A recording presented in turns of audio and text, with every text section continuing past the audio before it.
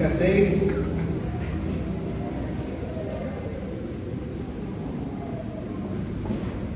Y vamos a estar prácticamente pasando por este pasaje durante algunos momentos, pero a diferencia de otros mensajes en donde nos centramos solamente en un pasaje y le exprimimos el jugo, el caso de este sermón y posteriormente también los demás sermones, es difícil basarnos en un solo texto debido a la profundidad, debido a todo lo que vamos a estar hablando durante estos domingos. Hoy estamos empezando una nueva serie de temas. Está en la pantalla. ¿Cuál es el título de nuestra nueva serie, hermanos? Ok, una vez más, todos juntos, bien fuerte. Sé que algunos estaban tomando nota del título, así que les damos chance de eso. El título es Discípulos, el costo de seguir a Jesús. El costo de seguir a Jesús. Y esta serie he estado orando, pidiendo al Señor dirección, y el Señor me dirigió a tomarlo desde el punto de vista de los apóstoles. ¿Cuántos de ustedes, decía el hermano Frank, hay que aprender los apóstoles, los nombres? Y yo decía, muy cierto. ¿Cuántos de ustedes saben quiénes eran los 12 apóstoles? Híjole, nada más sabemos a lo mejor algunos. A ver, hagamos rápidamente un ejercicio. ¿Quién se sabe el nombre de un apóstol? Pedro, el más famoso. ¿Qué más? Juan. Judas, ¿verdad? ¿Quién por acá? Jacobo. ¿Perdón? Mateo. Por ahí dijeron otro. Andrés. ¿Qué más? Felipe. Tomás. Bartolomé. Ya le han dicho. ¿Qué más? Andrés. A ver, vamos, ya no escuché nada. Por acá, Judas Iscariote. Perdón, hermana Dani. Santiago. Ajá, por acá. Simón, el celote. ¿Qué más? Judas Tadeo. Hay varios, ¿no? Y resulta ser que de pronto hay tanta confusión porque, por ejemplo, dijeron Bartolomé, pero no mencionaron a Natanael, que básicamente Bartolomé y Natanael es el mismo. Y Mateo también se le conoce como Leví. Jacobo y Santiago es el mismo. Entonces hay varias formas en los evangelios, y se les menciona de varias maneras. Sin embargo, lo que no es tan importante el nombre, aunque es importante conocerlo, pero ya cuando vayamos viendo uno a uno la vida de estos apóstoles, iremos aprendiendo cuándo, cómo y por qué, ¿verdad? Se les ha cambiado el nombre. El más conocido justamente es Pedro, quien antes era llamado Simón. Así que, hermanos, esta serie tiene el propósito de ayudarnos a entender el costo del discipulado, el costo de seguir a Jesús. Vamos a estar poniendo mucho énfasis en lo que tiene que ver con el discipulado. La iglesia no va a crecer si no es a través de ¿qué? Del discipulado, a través de poder transmitir nuestra fe. Pero más allá de transmitir una lección o una serie de estudios, porque a veces decimos, te voy a dar el discipulado, tiene que ver mucho más que una simple lección o una simple estructura de clases que queremos dar.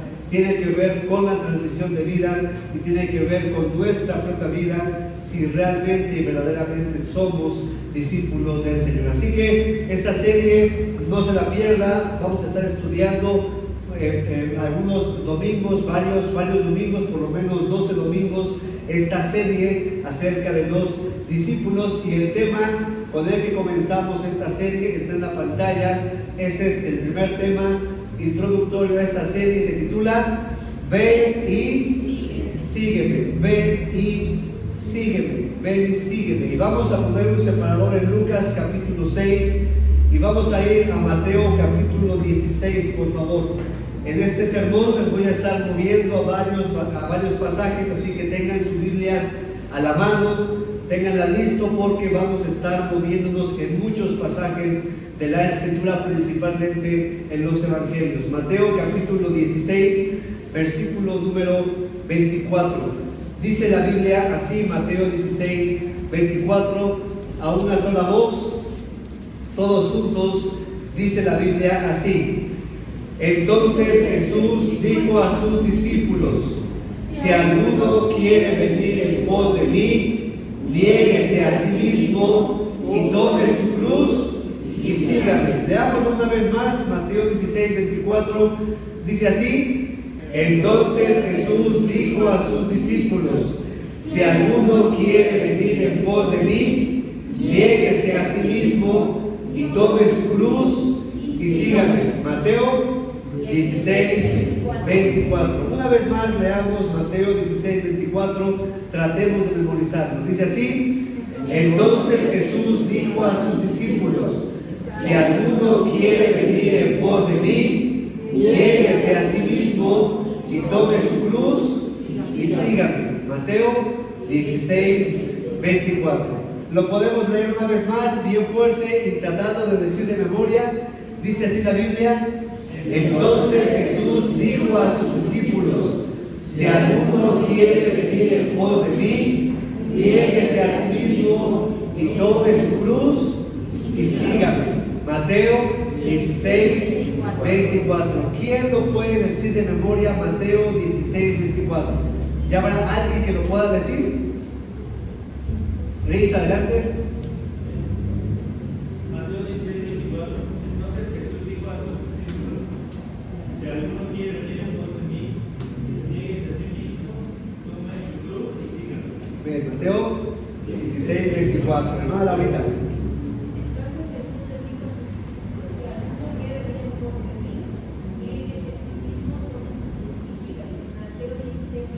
Bien, gracias a Dios. ¿Quién más, hermano Liberto? Mateo 16, 24.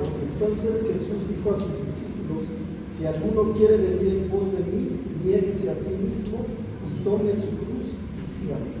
Mateo 16, 24. Excelente. ¿Quién más lo puede decir? Hermana Leti. Sí, entonces Jesús les dijo a sus discípulos: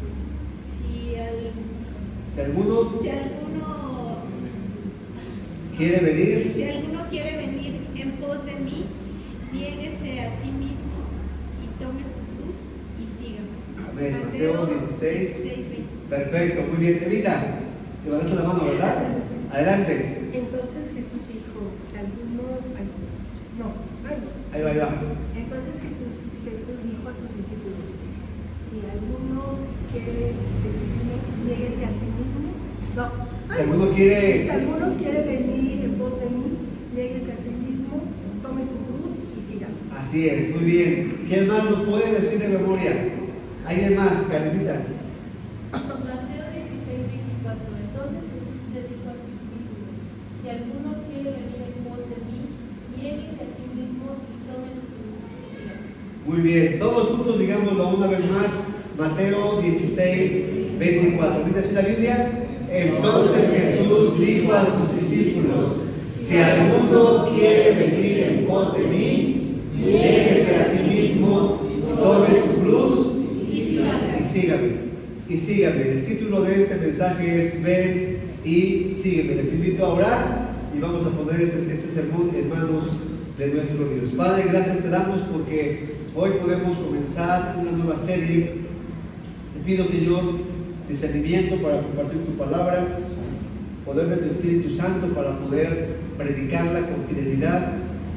Sobre todo, Señor, corazones sensibles, que podamos entender y atender a tu voz. Señor, que nosotros podamos descubrir si verdaderamente te estamos siguiendo y que podamos nosotros tomar la convicción de seguirte, de amarte, porque tú eres digno de ser amado. Y al igual que estos hombres imperfectos, estos hombres comunes y corrientes, estos hombres difíciles de temperamento, a los cuales tú tomaste, guiaste y transformaste con tu palabra, con tu poder, te pedimos que al igual que ellos nos transformes y nos ayudes a seguirte. Que la iglesia Torre Fuerte se caracterice no por tener muchas personas que vienen como una religión, sino se caracterice por tener personas que te siguen. Ayúdanos a ser verdaderos seguidores de Cristo y que seamos verdaderamente tus discípulos. Lo pedimos y lo suplicamos en el nombre de Cristo Jesús. Amén y amén. Hay una historia que siempre me ha gustado mucho en las Escrituras. Es la historia cuando Pedro camina sobre el agua. Están los apóstoles en una barca, están remando contra corriente y de pronto viene Jesús caminando sobre las aguas. Y cuando ellos lo ven, se espantan y dicen, un fantasma. Y de hecho tengo un mensaje que se llama, ay nenita, un fantasma. Lo voy a predicar algún día. Un fantasma. Ellos se espantan y ven al fantasma, ven a Jesús que viene pensando que es un fantasma. Sin embargo, Pedro le dice a Cristo, Señor, si eres tú, manda que yo descienda y que vaya hacia ti. Y Cristo le dice, ven. Ahora me surge una pregunta, ¿qué pasa por la mente de Pedro? ¿Por qué Pedro piensa que puede caminar sobre el agua? ¿Por qué Pedro piensa que puede ir hacia Jesús caminando sobre el agua? Hermanos, esta historia siempre la hemos visto desde el punto de vista negativo, en el sentido de que a Pedro le falta fe y que Pedro es una persona que desconfía del Señor. Sin embargo, es el único que tiene el valor de bajarse de la barca y comenzar a caminar sobre las aguas porque su maestro le está pidiendo que vaya hacia él. Dejemos un momento a Pedro y al final del sermón regresaremos a esta parte. Ser un discípulo o un seguidor de un rabino o un maestro judío era una práctica muy común en los tiempos de Jesús. De hecho, el tener discípulos no era solamente propiamente de los religiosos. Los griegos también tenían discípulos, también tenían seguidores. Era una práctica muy común y era algo muy natural que tú como persona, si sabías algo, sabías un oficio o tenías conocimiento espiritual como los fariseos, tomaran a un grupo de personas y los hicieran y los convirtieran en sus alumnos. Así que tú eras una persona que tenía discípulos a los cuales le transmitías tu conocimiento y no solamente el conocimiento, sino tu forma de vivir, tu estilo de vida. Los alumnos o discípulos no llegaban a serlo simplemente porque ellos querían serlo. Ellos tenían varias tradiciones y varios filtros para poder llegar a ser discípulos. El primer filtro es que ellos debían aprender de memoria todo lo que era la Torá. De los 6 a los 12 años ellos debían aprender todo lo que era la Torá, es decir, de Génesis hasta Deuteronomio. Esos 5 capítulos o versículos, libros de la Biblia, ellos debían aprenderlos de memoria. Y si ellos los aprendían de memoria, iban y después se podían graduar y pasaban al siguiente nivel, en donde se aprendían todos los demás libros del Antiguo Testamento, los profetas, de tal manera que al ellos tener entre 15 y 17 años, sabían de memoria todo el Antiguo Testamento. Así que iban con un rabino y le decía, yo me sé todo el Antiguo Testamento, y el rabino los examinaba, el rabino los cuestionaba, les preguntaba sobre la Torá, les preguntaba sobre la ley de Moisés, les preguntaba sobre los profetas, y si el rabino consideraba que el muchacho era bueno, que tenía la facultad de poder aprender y poder imitarlo, le decía algo como esto: ven y sígueme. Así que esta frase, ven y sígueme, era algo muy común entre quienes, entre los rabinos. Ahora, si tú no eras lo suficientemente bueno, simplemente el rabino te decía, bueno, creo que sabes algo de la Biblia, sabes algo de las Escrituras, pero no eres lo suficientemente bueno como para seguirme, como para imitarme. Así que tienes que ir, regresar a tu casa y aprender el oficio de tu familia, aprender el oficio familiar. Ahora, Pedro, Jacobo, Andrés, ¿qué estaban haciendo? Estaban pescando. Así que, terrenalmente hablando, ellos no fueron lo suficientemente buenos. Porque si ellos hubieran sido lo suficientemente buenos, debían estar siguiendo ¿a quién? A un rabino, a un maestro de la ley, a una persona que les enseñara. Ellos no lo lograron. Ellos tal vez no fueron calificados para poder seguir a otro rabino. Sin embargo, cuando Cristo los encuentra, Cristo les dice: ven y sígueme, ven y sígueme. Porque tal vez terrenalmente para otros rabinos ellos no eran lo suficientemente buenos, pero para el maestro de maestros ellos estaban capacitados y listos para seguirlo. Hermanos, Dios sigue llamando a hombres y mujeres que lo sigan. Él ha escogido trabajar y establecer su obra en la tierra a través de hombres y mujeres que quieran obedecer y seguir su llamado. Por eso, Primera de Pedro, capítulo 2, versículo 21, que está en la pantalla, dice lo siguiente: pues para esto fuisteis llamados, porque también Cristo padeció por nosotros, dejándonos ejemplo ¿para qué? ¿Para qué? Para que sigáis sus pisadas. El Señor sigue llamando. Y el Señor sigue queriendo establecer y llamar a personas a que lo sigan. No importa si el mundo no considera que somos lo suficientemente buenos. No importa si aquí no hay doctores, o hay profesionistas, o hay personas eruditas, o personas que han tenido títulos. Aquí no importa eso. Aquí lo que importa es el llamado que Cristo hace a las personas. Y Él dice: ven y sígueme. Y ese llamado se sigue escuchando hasta el día de hoy. Ven y sígueme. Así que en esta mañana yo quiero que aprendamos 4 llamados que Jesús hace a todo ser humano. La respuesta que el ser humano da a esos llamados es lo que le convierte en un verdadero discípulo del Señor, o simplemente en un simpatizante, o en alguien que solamente conoce de Él, pero que ni siquiera se ha convertido en su seguidor. Así que en esta mañana quiero que veamos los 4 llamados que Jesús hace a los seres humanos y cómo es que el ser humano está respondiendo ante ellos. El primer llamado que Dios hace, el llamado a la salvación, está en la pantalla. El llamado a la salvación. Vayan conmigo a Juan capítulo 1, por favor. Vayan conmigo a Juan capítulo 1. Vamos a estar viendo varios versículos. Juan capítulo 1. En este pasaje, en el versículo 35, Juan capítulo 1, verso 35, encontramos lo siguiente.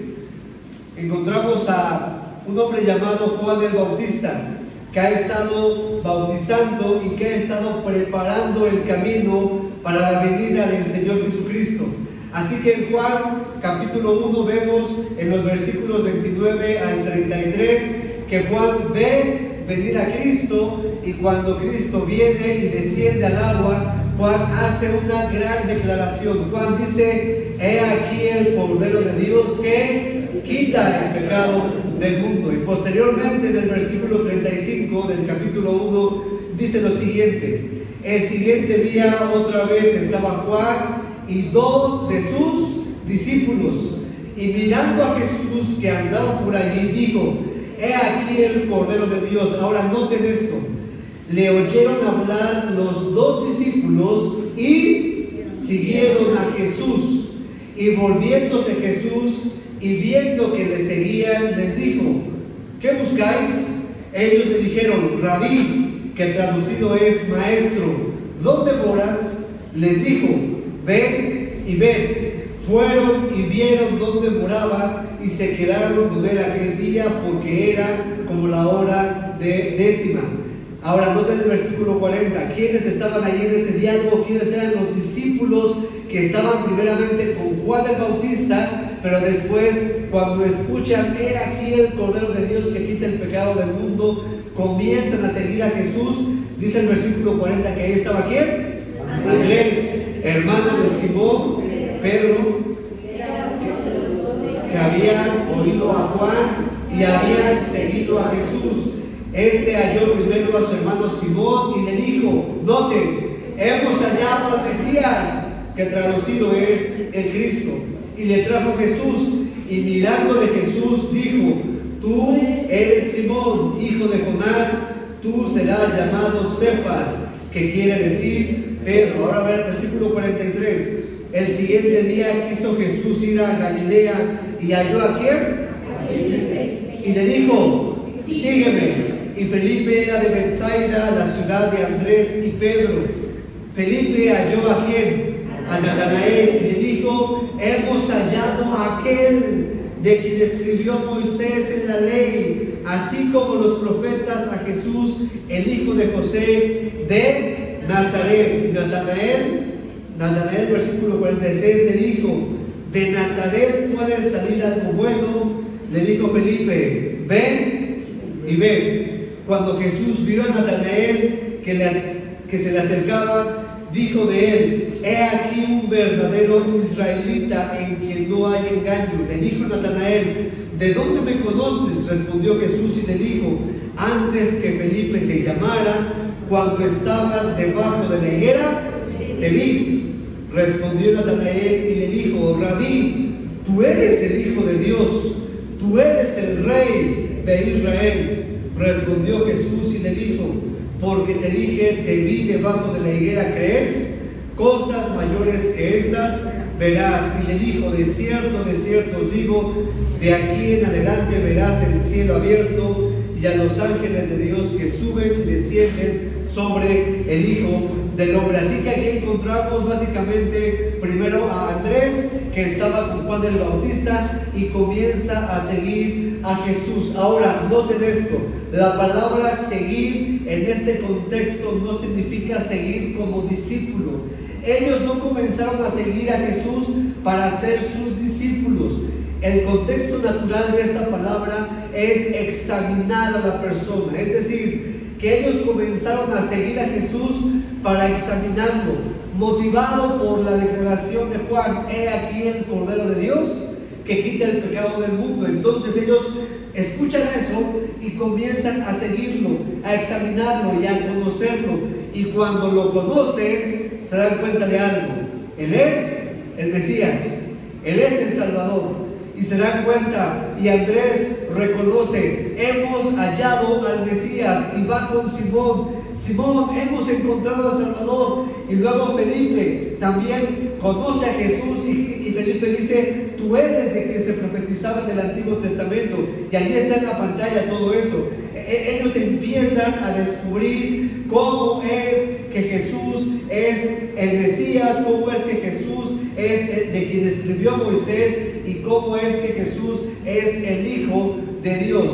Y todo eso porque el ser humano, antes de seguir a Jesús, antes de servir a Jesús, tiene que llegar a una convicción: Jesús es Dios. Y si una persona quiere ir al cielo, no va a ir al cielo porque sirva a Jesús. Tú no vas a ir al cielo por venir a la iglesia. No vas a ir al cielo por hacer buenas obras. No vas a ir al cielo por dar limosna, por dar diezmo. Vamos a ir al cielo porque hemos reconocido y declarado que Jesús es Dios, que Jesús es el Cristo. Y así como Natanael dijo, tú eres el Hijo de Dios, así como Felipe reconoce que Jesús es el Mesías de quien se había profetizado, así como Andrés y Pedro dicen, hemos encontrado al Salvador, así tú y yo también tenemos que decir y reconocer, yo he encontrado a Jesús, no una religión, he encontrado al Salvador. ¿Ese es tu caso? ¿Realmente tú has tenido a Jesús y has tenido un encuentro con Jesús de decir y confesar públicamente, Jesús es el Señor, Jesús es el Salvador, yo sigo a Jesús porque Él es mi Dios, Él me salvó? Mira, yo no sé, muchas personas piensan de verdad que por ir a la iglesia van a ir al cielo, y eso es un error garrafal, porque la Biblia dice lo contrario. La Biblia dice, vean lo que menciona en Romanos capítulo 10 versículo 9. ¿Qué es lo que dice? Que si confesares con tu boca que Jesús es el Señor y creyeres en tu corazón que Dios le levantó de los muertos, serás salvo. ¿En dónde dice que debemos hacer algo bueno? ¿En dónde dice que debemos venir a la iglesia? Es más, ¿en dónde dice que debo leer la Biblia, que debo ayudar a otros? Eso es bueno, pero no es lo necesario para ir al cielo. Lo único que Cristo necesita y te pide a ti y a mí para ir al cielo es que confesemos que Él es el Hijo de Dios, que Él vino en humildad a vivir como un ser humano, que Él vino a morir como un pecador por amor a ti y por amor a mí, por amor a la humanidad, y que el sacrificio que Él hizo en la cruz es suficiente para llevarte al cielo. Si tú confiesas, Jesús murió por mis pecados, y confiesas, yo quiero que Él sea mi Salvador, y dice, yo quiero que Él sea mi Señor, el dueño de mi vida, el Señor de mi casa, el Señor de mi corazón, si tú le abres la puerta de tu corazón, serás salvo. Y este es el encuentro más importante, el llamado más importante que el ser humano debe responder. Mira, el ser humano responde a tantas cosas, responde a invitaciones de tantas cosas, responde a llamados de tantas cosas, pero no está respondiendo al llamado de la salvación. Gracias a Dios, porque la gran mayoría aquí hemos decidido responder a ese llamado, diciéndole, Señor Jesús, yo quiero que tú seas mi Salvador. Primera de Juan, capítulo 4, versículo 2, dice así, está en la pantalla, Primera de Juan 4, versículo 2, dice, en esto conocer el Espíritu de Dios, todo espíritu que confiesa que Jesucristo ha venido en carne es de Dios. Todo aquel que confiesa que Cristo vino aquí a la tierra, siendo Dios, vino a vivir y a morir por nosotros, esa persona es de Dios. Esa persona puede conocer verdaderamente a Dios. ¿Tú has confesado a Cristo como tu Salvador? No te estoy hablando de la religión. No te estoy preguntando si has conocido al Cristo crucificado solamente. ¿Le has pedido a ese Cristo que te salve? ¿Has puesto tu fe únicamente en ese Cristo? ¿Has puesto tu fe únicamente en el Señor? No te estoy preguntando si eres de la religión verde, amarilla, roja, o si esta religión te agrada. Te estoy preguntando, ¿has confesado a Cristo como tu Salvador personal? Ese es el primer llamado al que el ser humano debe obedecer. Dios hace un llamado a la salvación, y por eso dice Juan 5:24, para que todo aquel que en Él cree no se pierda, mas tenga, y de todo aquel que cree en Cristo puede tener vida eterna. Ese llamado es personal. A ese llamado no se responde de manera colectiva. A ese llamado respondes de manera personal. Yo no recuerdo el día exactamente, la fecha, a eso me refiero. No recuerdo si fue el 6 de octubre o el 2 de diciembre, no me acuerdo exactamente el día. Pero sí me acuerdo el momento. En la sala de mi casa, a los 14 años, en la madrugada, con una carga tremenda por mis pecados. Yo iba a la iglesia desde pequeño, yo conocí la iglesia desde pequeño, yo me congregaba, yo tocaba la guitarra, pero no había confesado a Cristo como mi Salvador personal. Y esa madrugada, en la sala, arrodillado, le dije, Señor Jesús, sálvame. Tú eres Dios, tú eres el Mesías, tú eres el Salvador. Quiero que vengas a mi corazón. Y desde ese día, yo sé que tengo vida eterna. ¿Es tu caso? ¿Es tu caso? ¿Ven? Yo espero que así sea. El segundo llamado al que el Señor nos llama, el segundo llamado que el Señor nos hace es este: el llamado a seguirlo. El llamado a seguirlo. Versículo número 24 de Mateo 16, que lo aprendimos de memoria hace un momento. Mateo 16, versículo 24. Entonces Jesús dijo a sus discípulos: si alguno quiere venir en pos de mí, niéguese a sí mismo y tome su cruz y sígame. El llamado a seguirlo.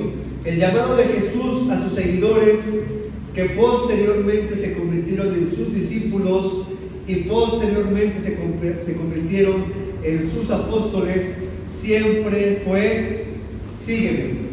Jesús siempre llamó de esta forma: sígueme. Primero los llama a la salvación y luego los llama a ser sus discípulos, y ahora los llama después a ser sus apóstoles, pero Él siempre usa la palabra sígueme. Seguir a Jesús es el llamado a una vida nueva. Está en la pantalla. Es el llamado a una vida nueva. Es una invitación a imitar a un maestro y hacer lo que Él hace. Eso significa significa la palabra seguir. Cuando Jesús te llama a una vida nueva y ojo, a imitar al Maestro, imitarlo a Él y a hacer lo que Él hace. Eso es lo que significa seguir a Jesús, hacer lo que Él hace. Ahora, la palabra seguir tiene dos connotaciones que quiero rápidamente aclarar. La palabra seguir, en el primer sentido, tiene que ver con simplemente ir, verlo y oírle. Mucha gente sigue así a Jesús. Mucha gente solamente lo escucha, solamente lo ve, solamente lo oye y solamente espera recibir. Así había muchas multitudes, así había mucha gente que seguía a Jesús. Y de hecho Él los confronta y les dice: ustedes me están siguiendo, multitud, por la comida que les doy. Pero esta no es la clase de seguimiento que Dios quiere que tengamos.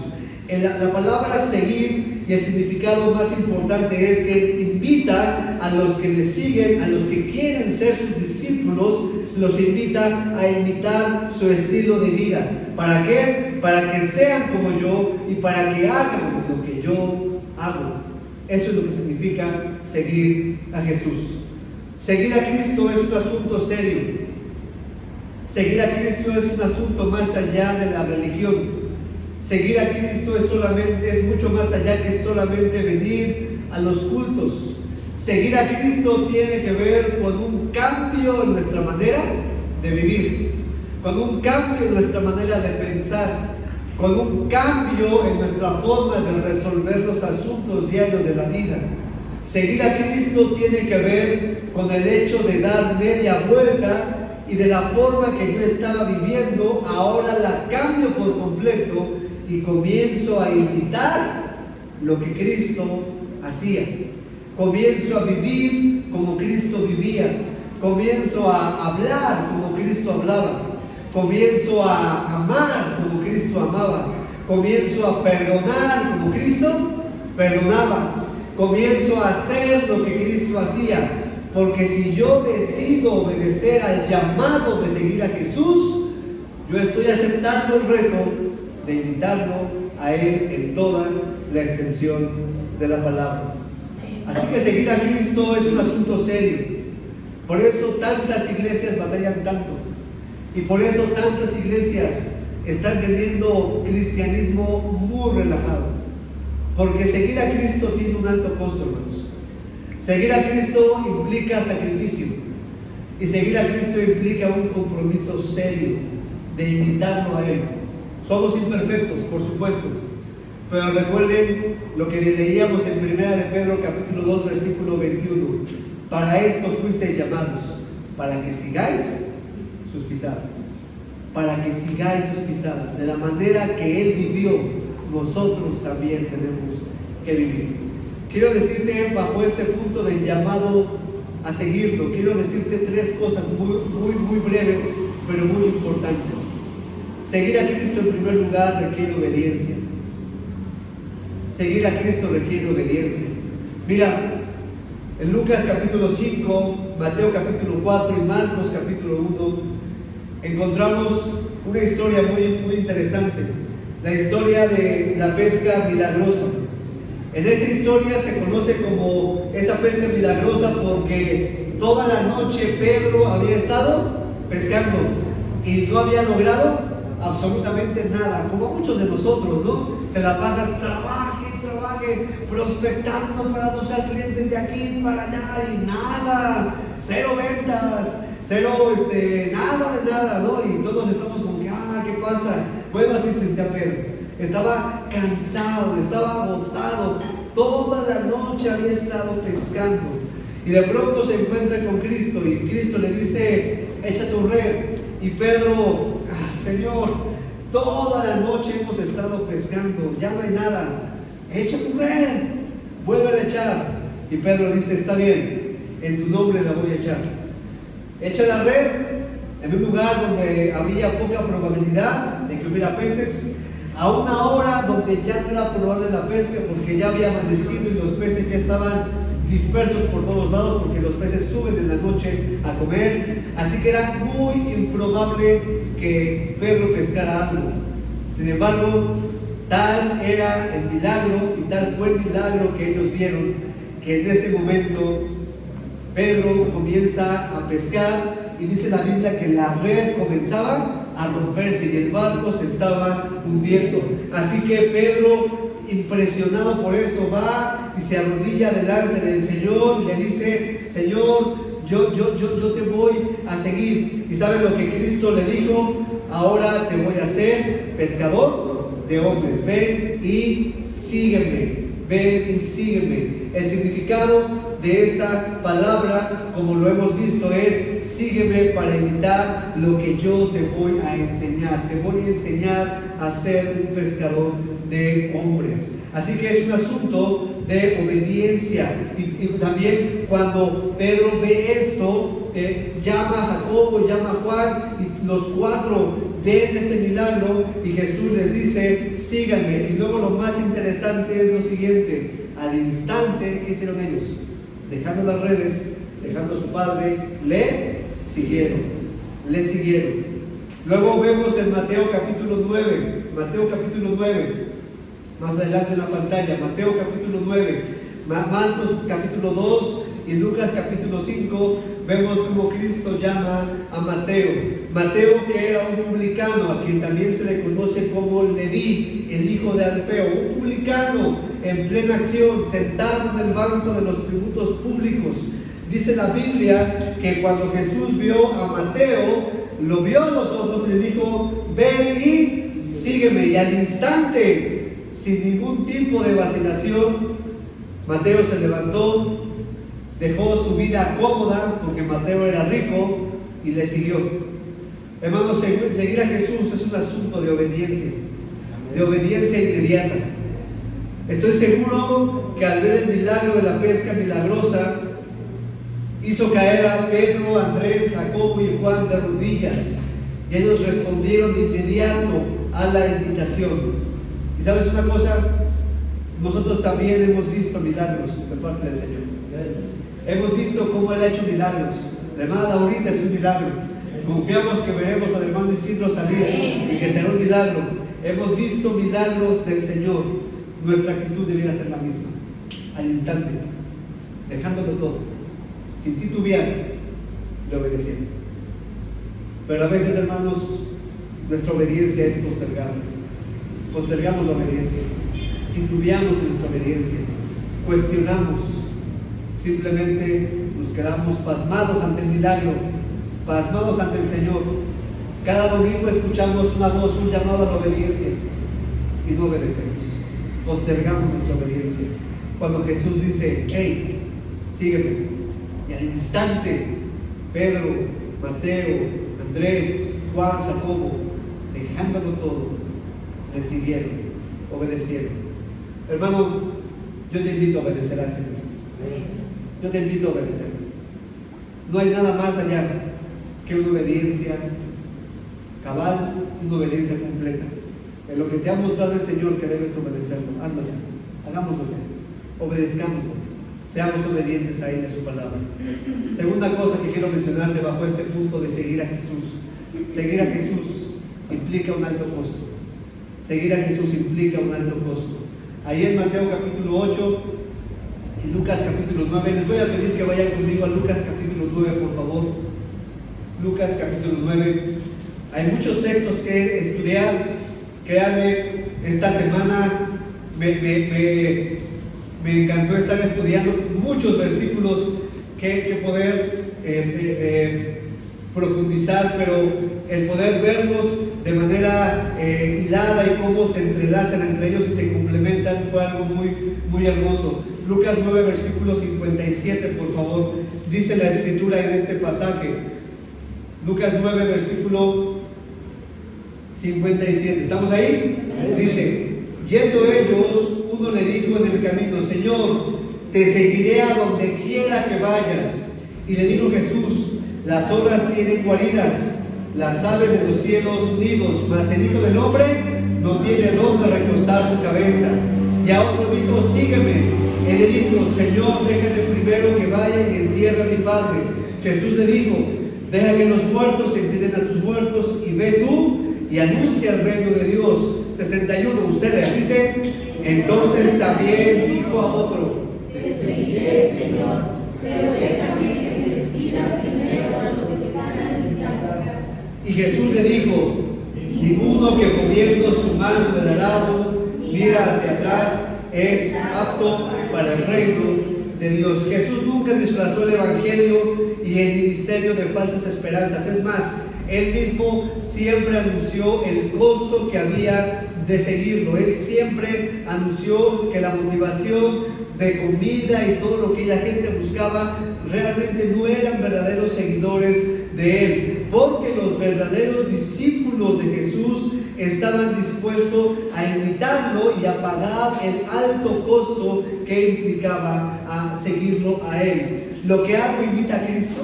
Realmente debemos preguntarnos eso. ¿Lo que hago imita al Señor Jesús? Miren, en este pasaje encontramos a tres personas.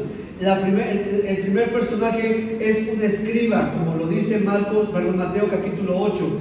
Un escriba y otros hombres que pretenden seguir a Jesús. El escriba quería seguir a Jesús. ¿Qué le dijo? Yo te voy a seguir a donde quiera que tú vayas, te seguiré a donde quiera que vayas. Y Jesús le hace ver parte del costo. Jesús le dice: las zorras tienen guaridas, las aves del cielo tienen nidos, mas el Hijo del Hombre no tiene dónde recostar su cabeza. ¿Y sabes lo que le está diciendo Cristo a este escriba? Le está diciendo: mira, conmigo las cosas materiales no son lo importante. Conmigo las cosas materiales no es lo que tú vas a tener más allá como alta estima. Cristo no puso empeño en las cosas terrenales ni materiales. Su enfoque, ¿en dónde está? En el cielo. Su enfoque está en lo celestial, sabiendo que de este mundo nada nos vamos a llevar. Los que quieran ser sus seguidores deben tener el mismo enfoque. Ahora, no significa que tener recursos sea malo, no significa que trabajar sea malo, no significa que tener dinero sea malo, no significa eso. Significa que no debemos trabajar y vivir para el dinero. Significa que nuestro enfoque debe estar en el reino de Dios, y los recursos que tenemos son ¿para qué? Para extender el reino de Dios. Eso es diferente. Y cuando Dios te da, no te da para ti, te da ¿para qué? Para extender el reino de los cielos. Así que Cristo quiere que pongan el enfoque, los seguidores de Él, que pongamos el enfoque en lo celestial, no en lo terrenal. Y hermanos, a veces ahí estamos perdiendo mucho, porque el enfoque de muchos cristianos, ¿en qué está? En lo terrenal, en el trabajar. Se vive para trabajar y no se trabaja para servir al Señor. Se vive para generar y generar más y más y más, y no se vive para poder servir al Señor. También vemos en este pasaje otro caso, a otro hombre que también dijo: te seguiré. En el versículo 61 al 62 le dijo: te seguiré, pero déjame primero despedir a los que están en mi casa, déjame despedirme de ellos. Esto significa que este hombre quería poner en orden los asuntos de su casa. Ahora yo pregunto, ¿qué tendría de malo en despedirse de su familia o en poner orden de los asuntos de su casa? Bueno, realmente no hay nada de malo. Sin embargo, el peligro es que el corazón de este hombre estaba muy ligado a los asuntos terrenales, y el peligro es que su llamado, el llamado de seguir a Jesús, se iba a enfriar, cosa que ha sucedido innumerables veces, en innumerables ocasiones. Compromisos que hemos hecho con el Señor, pero después, por poner orden en nuestra vida, mire, ya que termine mi trabajo, ya que termine mi carrera, ahora sí, hermano, ahora sí voy a servir. Ya que termine mi universidad, ahora sí voy a ir a los campamentos.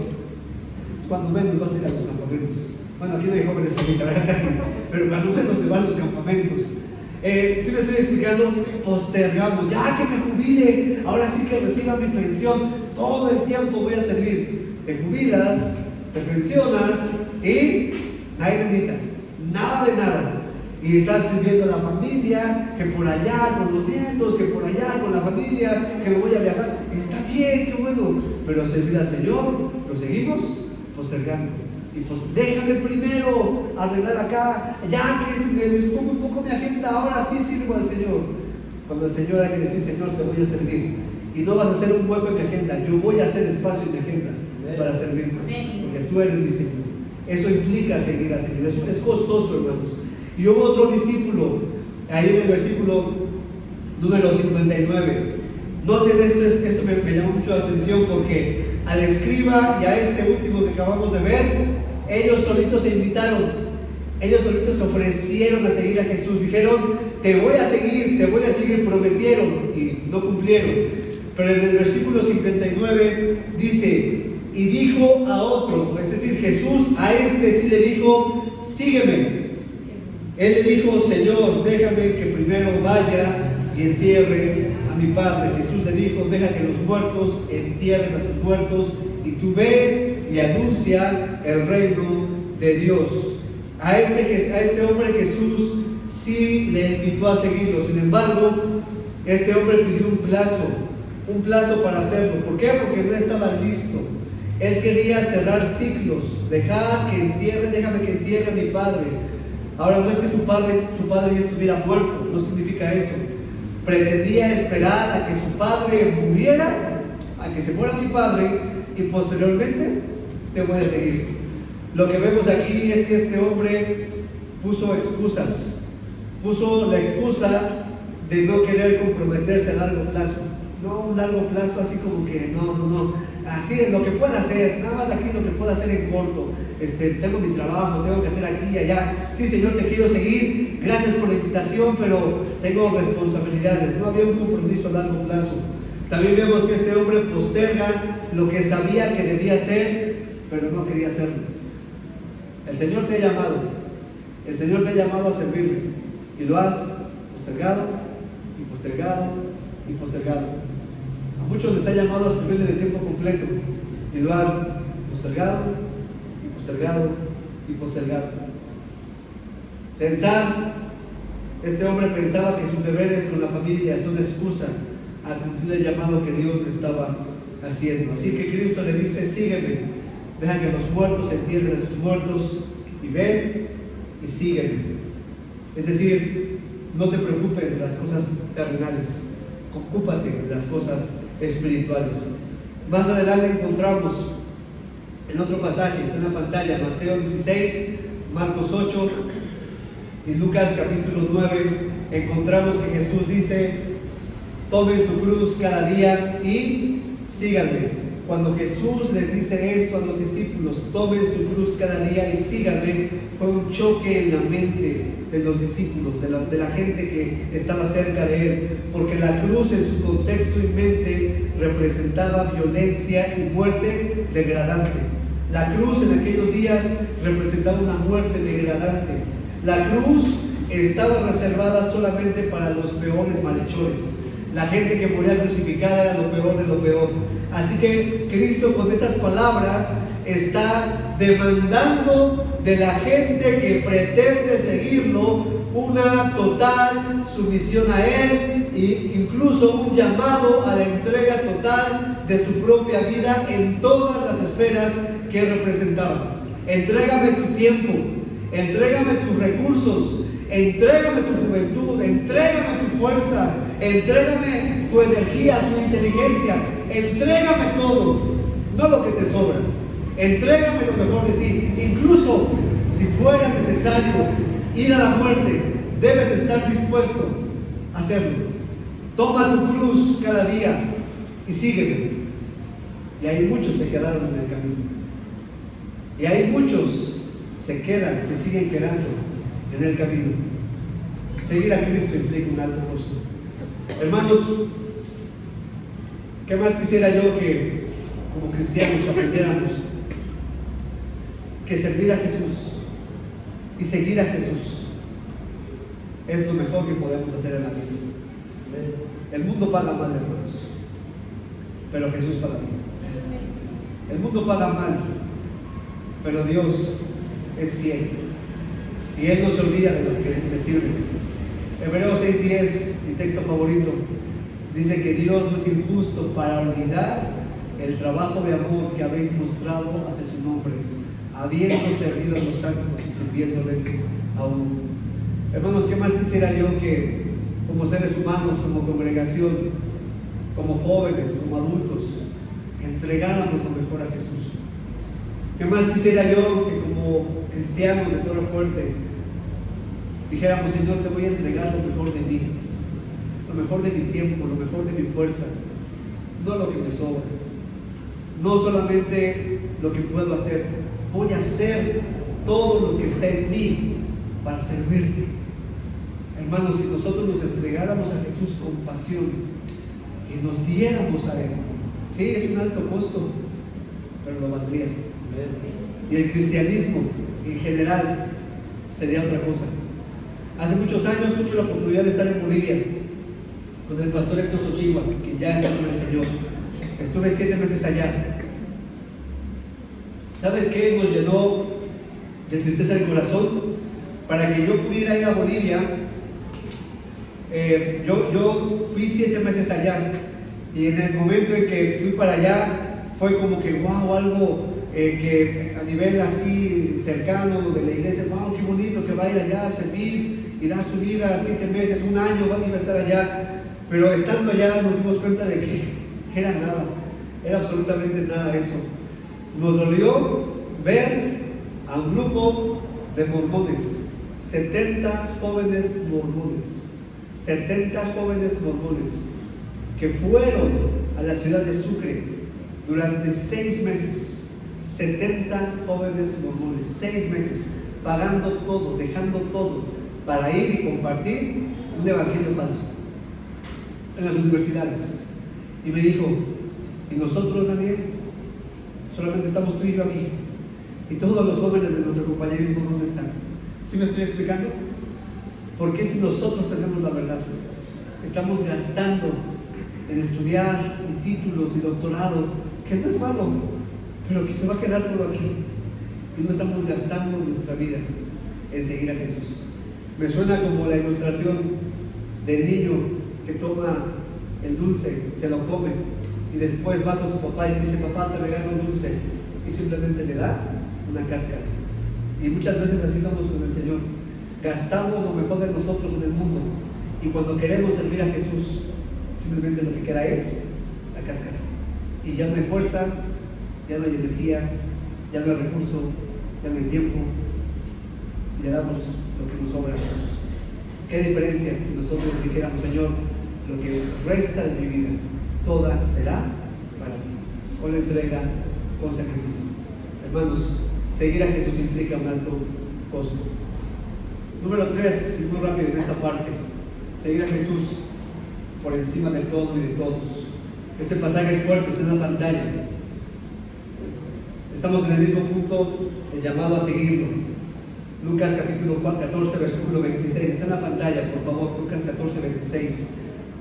Seguir a Jesús por encima de todo y de todos. Dice la Biblia: si alguno viene a mí y no aborrece a su padre y madre y mujer e hijos y hermanos o hermanas, y también su propia vida, no puede ser mi discípulo. ¿Están conmigo todavía? Amén. Si alguno viene a mí y no aborrece a su padre o madre, no puede ser mi discípulo. Aborrecer no significa odiar, no significa que lo vas a menospreciar, significa que vas a tener un menor amor por ellos.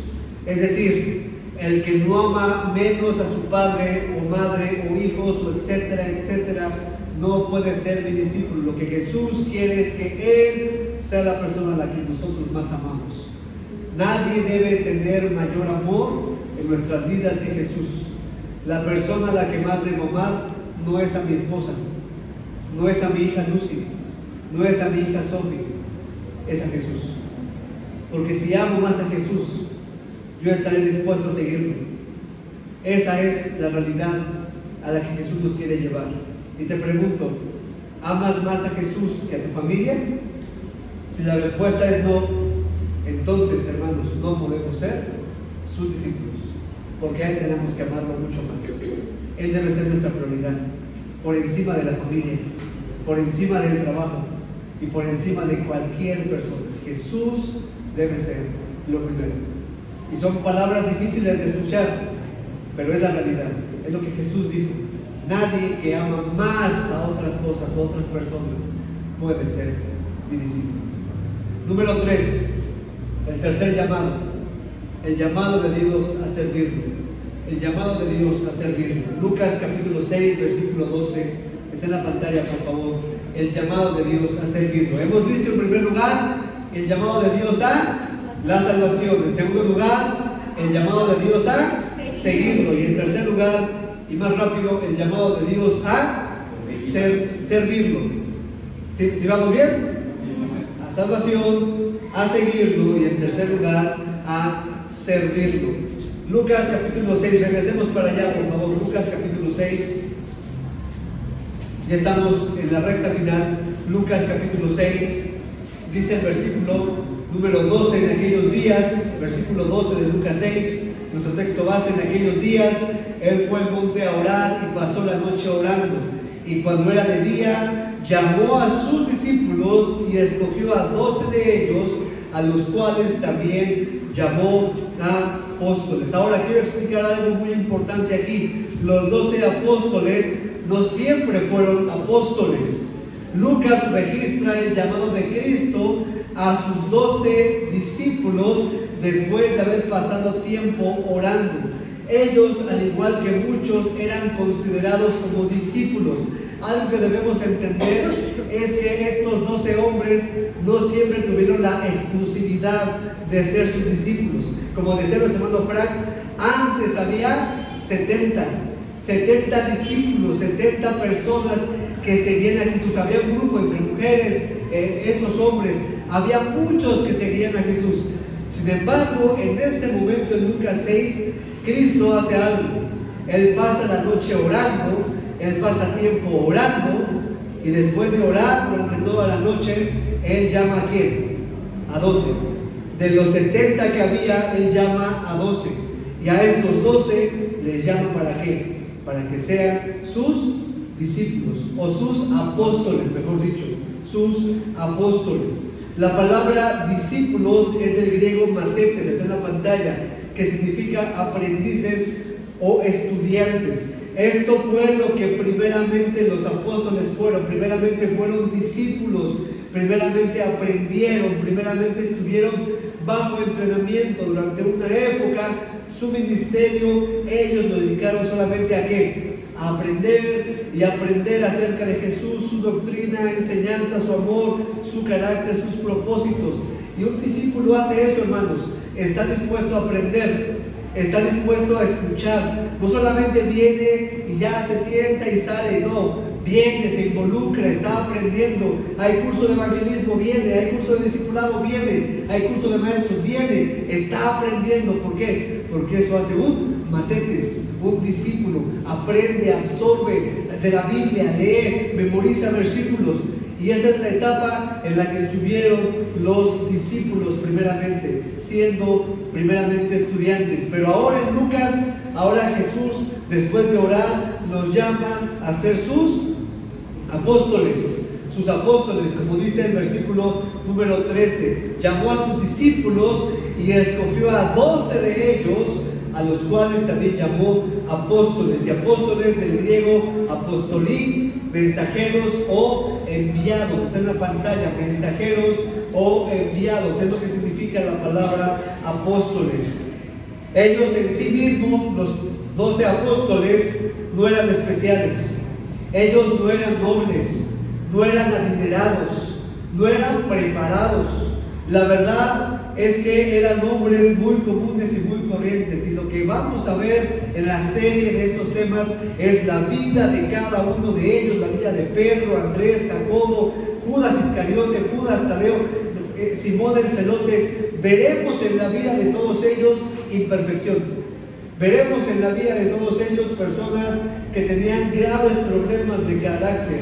Eran hombres comunes y corrientes, humanos en toda la extensión de la palabra, llenos de debilidades, llenos de temores, llenos de dudas. Cuando Jesús los seleccionó, no lo hizo por alguna habilidad extraordinaria o una superioridad espiritual. ¿Sabes quién de los 12 era el más preparado hablando secularmente? ¿Sabes quién era? Judas Iscariote era el más preparado y fue el que lo traicionó. No lo hizo porque fueran grandes hombres dotados. Pensemos un poco, ¿por qué para realizar una tarea de transformación espiritual no utilizó a hombres espiritualmente más preparados? ¿Por qué no llamó a un rabino de la sinagoga? ¿Por qué no llamó a un fariseo? ¿Por qué no llamó a un Nicodemo quien tenía interés en conocerlo?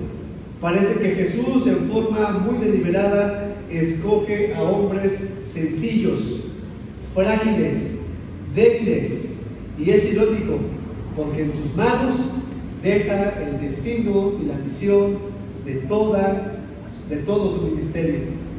Lo más lógico hubiera sido poner a gerentes, poner a personas con doctorados, pero lo deja en manos de hombres pecadores. ¿Por qué? ¿Saben por qué? Para que su nombre sea exaltado, para que su nombre sea glorificado. ¿En quién? En la debilidad, en los hombres, en seres imperfectos. Ve como dice en 1 Corintios, está en la pantalla, versículos 26 y 29. Pues mirad, hermanos, vuestra vocación, que no sois muchos sabios según la carne. ¿Aquí somos sabios según la carne? No, tal vez no somos muy preparados, somos lo común. Ni muchos poderosos, ni muchos nobles. ¿Aquí hay algún rey de sangre azul? Solamente yo, que le voy al Cruz Azul. Sino que lo necio del mundo escogió Dios para avergonzar a los sabios. Y lo débil del mundo escogió Dios para avergonzar a lo fuerte. Y lo vil del mundo y lo menospreciado escogió Dios, y lo que no es, para deshacer lo que es. ¿A fin de qué, hermanos? Leanlo conmigo. A fin de que nadie se jacte en su presencia. A fin de que nadie diga, lo hicimos por nuestra habilidad. Torre Fuerte creció por nuestro recurso. Torre Fuerte creció por nuestro dinero. Torre Fuerte creció por lo grande que éramos, lo fuerte que éramos. A fin de que nadie se jacte en su presencia. Si Torre Fuerte hará algo, es en la debilidad.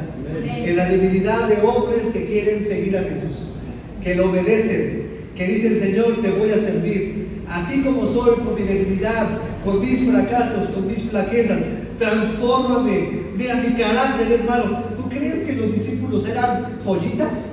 Hermanos, eran hombres duros, eran orgullosos, eran soberbios, eran arrogantes, querían el primer lugar, se peleaban entre ellos. ¿Quién va a ser el mayor? Nosotros vamos a mandar. Señor, manda del fuego ciego y que los consuma. Pecadores, incircuncisos, eran terribles. Y a esos hombres Jesús los amó y los transformó. Hermanos, no somos perfectos. Tenemos muchas debilidades, muchas áreas de oportunidad en nuestro carácter como cristianos, como iglesia, como personas. Hay muchas cosas que mejorar, pero Jesús quiere usarnos. Jesús quiere levantarnos. Jesús quiere de verdad que Torre Fuerte sea una iglesia que le sirva, pagando el costo. Dejémonos transformar por Él. Obedezcámoslo, hermanos. Obedezcámoslo y sigamos al Señor. Dios sigue llamando hombres débiles, hombres sin letras, hombres por los que el mundo no da un quinto, porque en su debilidad el Señor se manifiesta. Dios te ha llamado a servirlo, sírvelo. Dios te ha llamado a cumplir una tarea específica, cúmplela. No estoy hablando necesariamente del ministerio pastoral, aunque si Dios te ha llamado a eso, hazlo. Estoy hablando de servirlo y permitir que Él tome tu vida, tome tu familia, tome tus dones, tus talentos, y los use para extender su reino, que los use para extender el reino del Señor. Deja que los muertos enteren a sus muertos. Tú ven y sígueme y extiende el reino del Señor. A eso nos ha llamado el Señor, a servirlo. Sirvámonos con integridad y con fidelidad. Y número 4, hermanos, número 4 y final. Hemos dicho que el Señor hizo un llamado a la salvación a los seres humanos. En segundo lugar, hace un llamado a seguirlo. En tercer lugar, un llamado a servirlo. Y me temo que esto último no te va a gustar. El llamado al sufrimiento.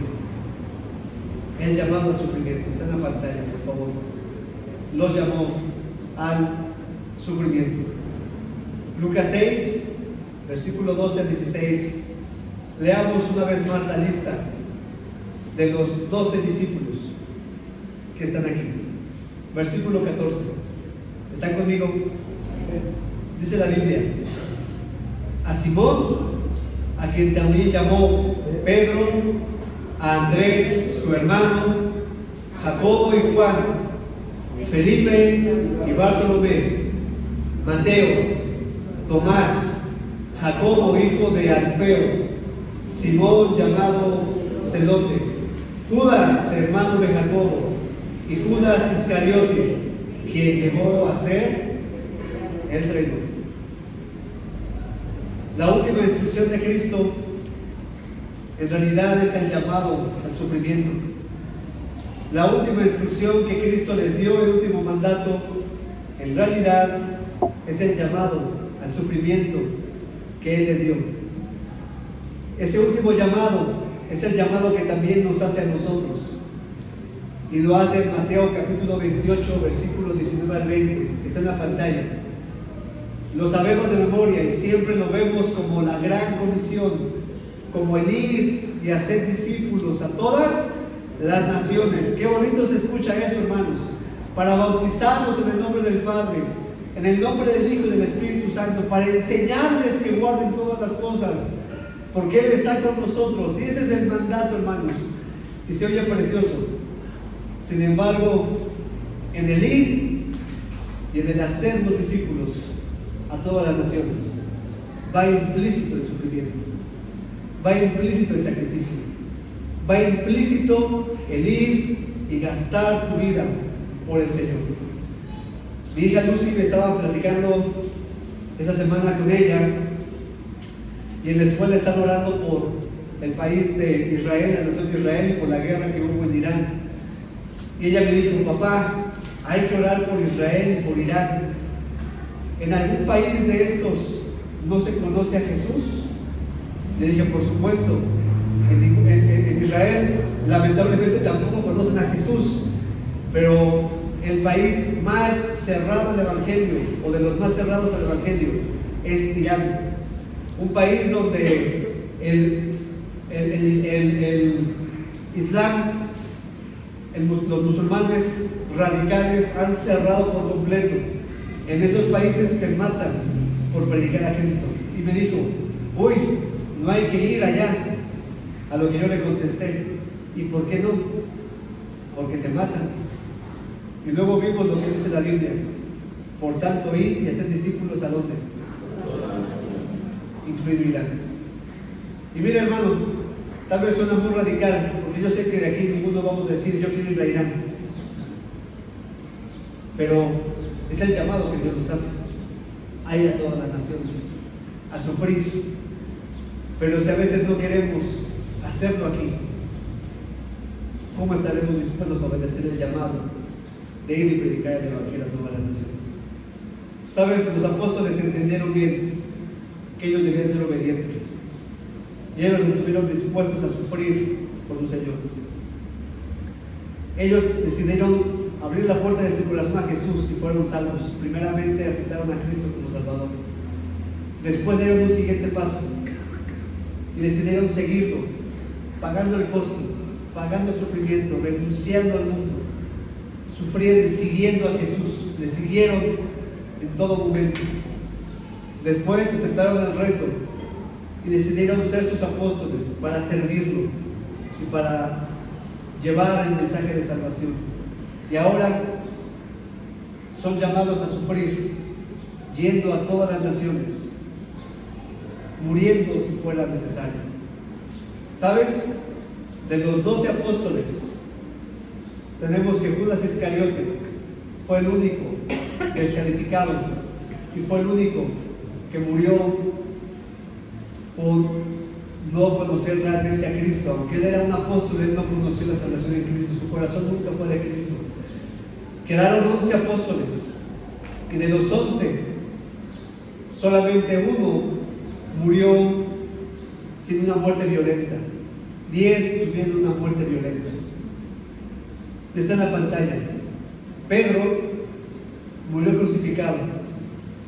El historiador Eusebio registra que Pedro, antes de ser crucificado, fue obligado a ver la crucifixión de su esposa. Cuando su esposa caminaba hacia la muerte para ser crucificada también, Pedro le gritó y le dijo: recuerda al Señor, Él es bueno, recuerda al Señor. Llegado su turno, pidió ser crucificado de cabeza, porque no era digno de ser crucificado como su Señor. Andrés fue crucificado en Acaya, que está al sur de Grecia. Él ganó a la esposa del gobernador de la región, lo cual enfureció a este hombre. Mandó crucificar a Andrés en la cruz en forma de X, no en la forma de T, en la forma de X.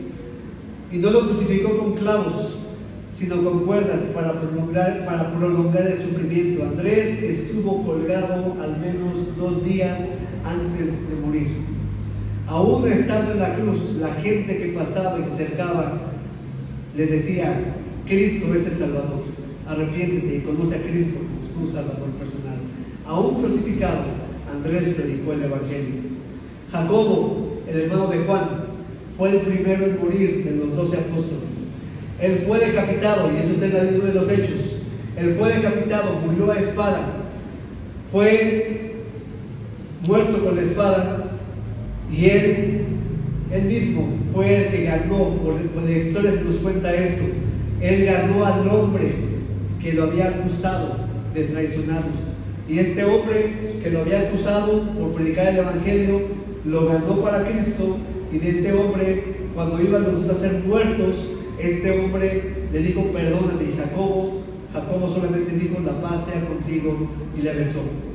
Felipe murió apedreado en Hiriápolis, en Frigia, 8 años después de la muerte de Jacobo. Natanael, conocido como Bartolomé, no hay registros fidedignos de cómo murió. La tradición dice que fue metido en una bolsa, fue atado y fue echado al mar, aunque algunos otros dicen que fue crucificado. Lo más probable es que, al igual que los otros, haya muerto violentamente. Mateo, la tradición más antigua, indica que murió quemado en la hoguera. Jacobo, hijo de Alfeo, algunos dicen que fue sometido a apedreamiento, otros que fue golpeado hasta que murió, y otros dicen que fue también crucificado, también murió martirizado. Tomás, el incrédulo, murió atravesado por una lanza, y no fue incrédulo después, porque él dio su vida por Jesús predicando el Evangelio. Judas Tadeo murió apaleado con su propio bastón por predicar el Evangelio. Con la vara que él se apoyaba, a él lo mataron dándole de palos. Simón el Celote, no hay información detallada, pero la tradición dice que murió asesinado. Finalmente, Juan el apóstol, el último de los apóstoles, fue exiliado a la salindrosa isla de Patmos, en donde él escribió Apocalipsis, el único de los 12 que no tuvo una muerte violenta. Y como dice Hebreos capítulo 12, todos ellos sufrieron y el mundo no era digno de ellos. A eso nos llama el Señor, hermanos, a sufrir. ¿Estaremos dispuestos a sufrir? Me temo que si no estamos dispuestos a vivir por Él, tampoco estaremos dispuestos a sufrir por el Señor. En conclusión, hermanos, los apóstoles, está en la pantalla por favor, los apóstoles tenían menos que nosotros y lograron hacer más. Nosotros tenemos más que los apóstoles y hemos logrado hacer menos que ellos.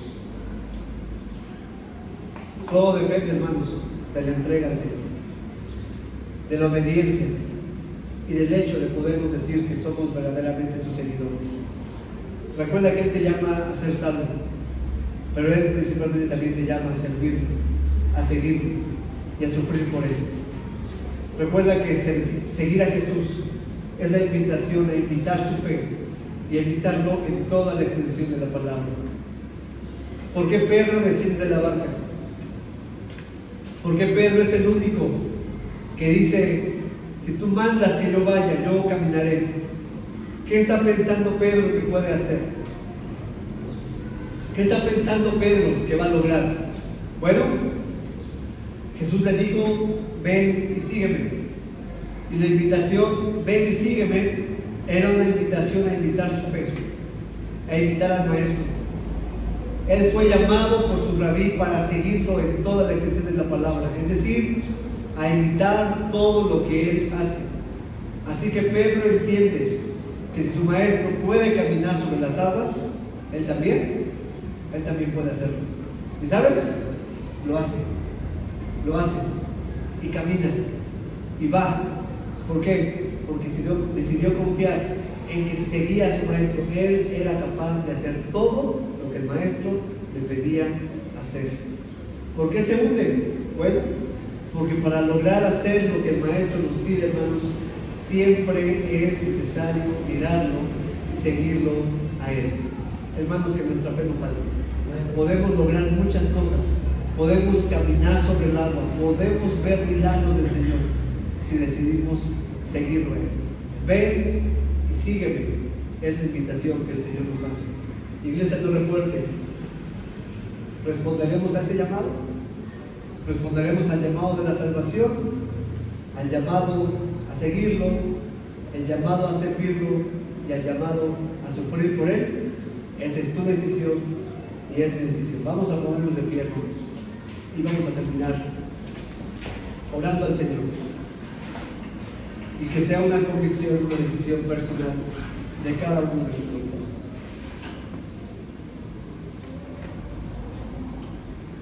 Señor, en esta tarde ya hemos aprendido lo que tu palabra enseña sobre ser verdaderos discípulos tuyos, sobre el llamado que haces tú a la vida de cada creyente, a la vida de cada ser humano. Señor, te pedimos que nos ayudes a obedecerte y que podamos estar dispuestos a pagar el precio de servirte y seguirte, Señor.